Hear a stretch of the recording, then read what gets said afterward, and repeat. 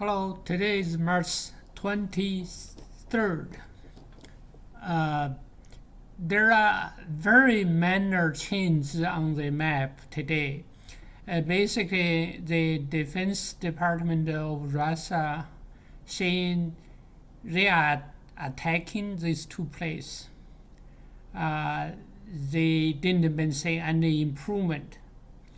Another one is that they say they are also attacking this town. They are around this town now. There is no final words on whether they have finished the thing. But on the other hand, I also want to take the opportunity today to work on something I started a few days ago about the political problem in Ukraine. Let's start it. I think today, I think this is by a British journalist. He went to Mariupol and suburb where the refugees of the Mariupol are staying. And this lady was talk about the thing I just talked a few days ago, like people want their children to speak the language of their parents. And then it happened so that they turn everything upside down and made it as other ways. So someone has to adopt to someone. Well, nobody mean anything bad, but what happened? Basically, what he says, you can go to find this article and this radio and listen to this lady yourself. Basically, what this lady is talking about is that after Zelensky come to power, he basically set up a single Ukrainian language as a national language. So basically, everybody in the east part of the Ukraine, which is about 40 to 50% of the Russian heritage people, they speak Russian for like centuries, right? And they and their families speak Russian, but their children has to only learn the Ukrainian language. They are not happy about that, right? And the lady also said that they don't really care who rule the country. They just want peace and want people has choice, right? This is what I said yesterday. After Zelensky come to power, the country is very radical. That they basically did not respect the Russian-speaking people on the east. They forced their children to learn Ukrainian language instead of Russian, right? So this is something there's this, every day you and I hear all the video, the broadcast, the government all been blame the Russian, blaming all the problem by Putin, right? I agree, Putin has problem and Russia has problem. They have fought on this case. But I'm just trying to present to you, I have to say that I would think half what the West media and the US, even many government officials said, it's just false, just not true. Let me give you a few other examples.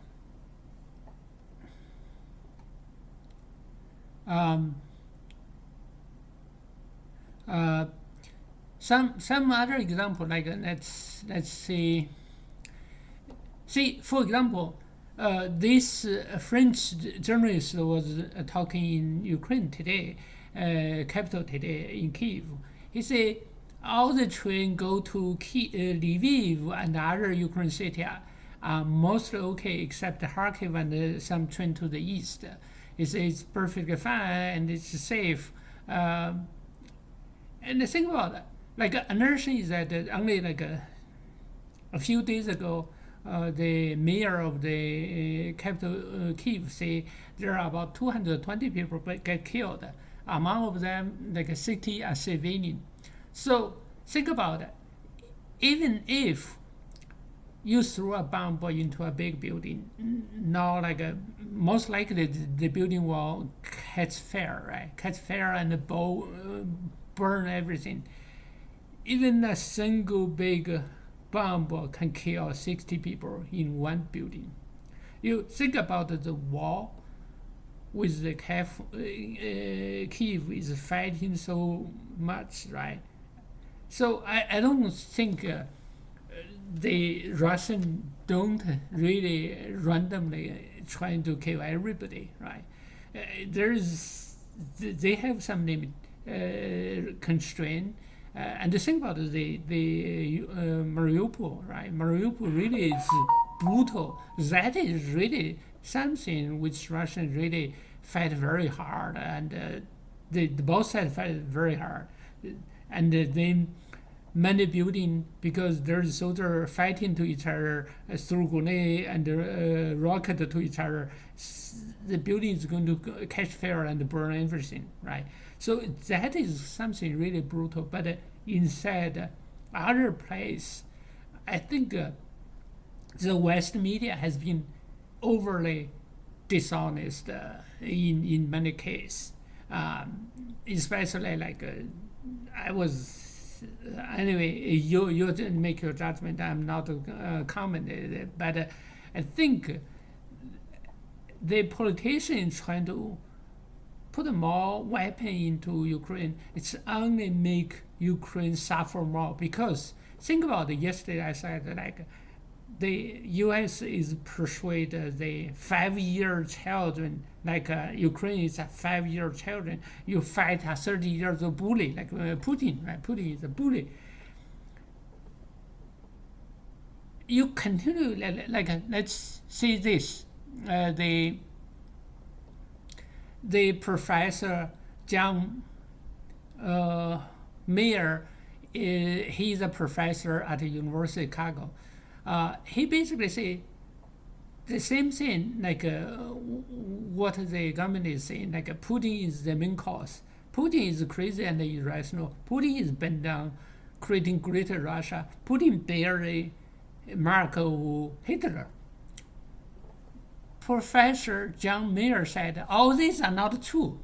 I don't want to make this, just the Professor John said this. And he gives some reason. Please go to read, watch this video. It's incredibly clear who is lying, who is honestly speaking.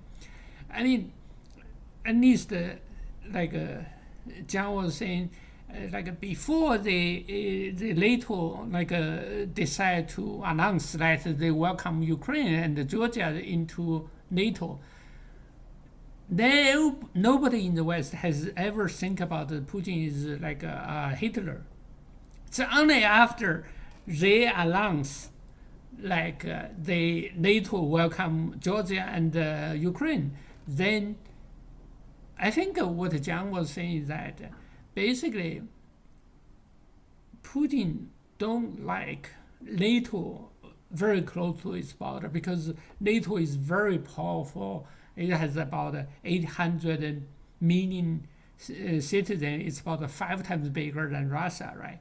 So, and militarily, and also in the number of population, it's way more powerful than Russia.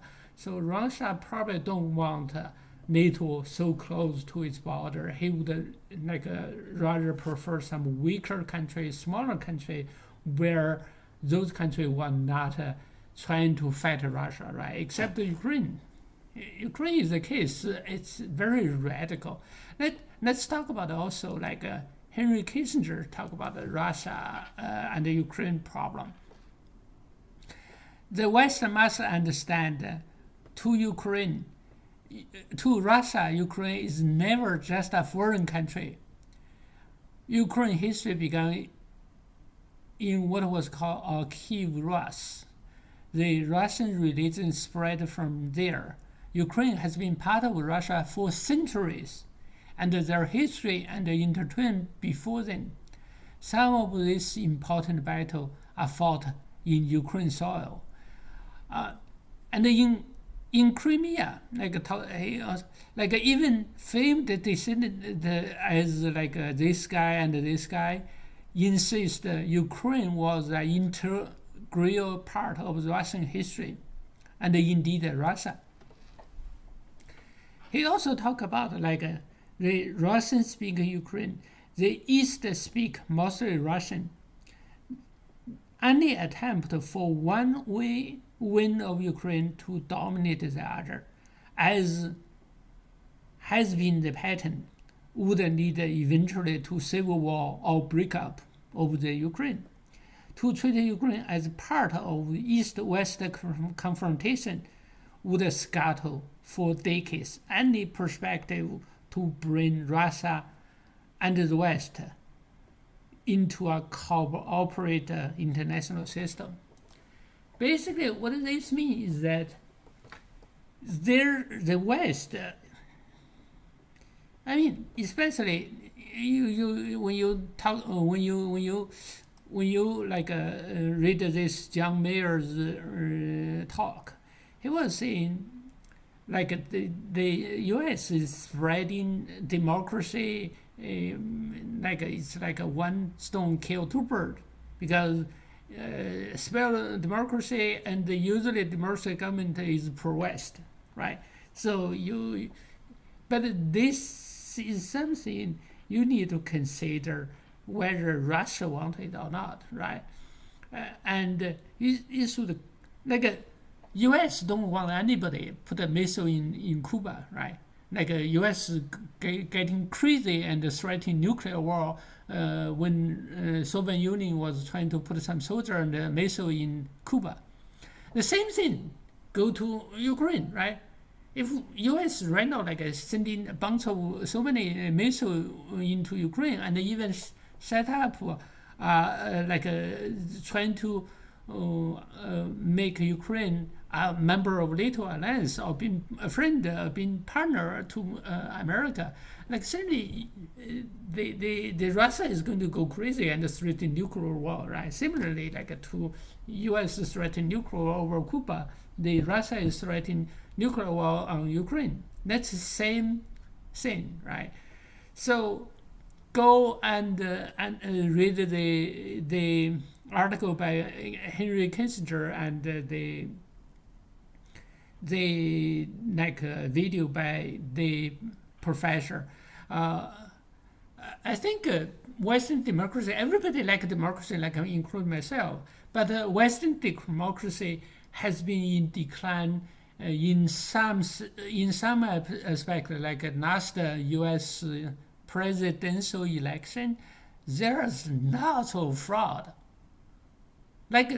We all watch on the TV, right? The people in Georgia and the people in Michigan, they just the people counting the ballot just threw all the monitor people out. They refused any Republican monitor inside. They just a one party rule, the counting the ballot counting room, right? They and in Georgia case, they just counting secretly multiple times of the ballot, right? We all see that on the video, the image. There's nobody lying there, right? So, but you think about the U.S. the democracy, right? It's actually getting more and more corrupted. That's something United States certainly need to get it fixed, right?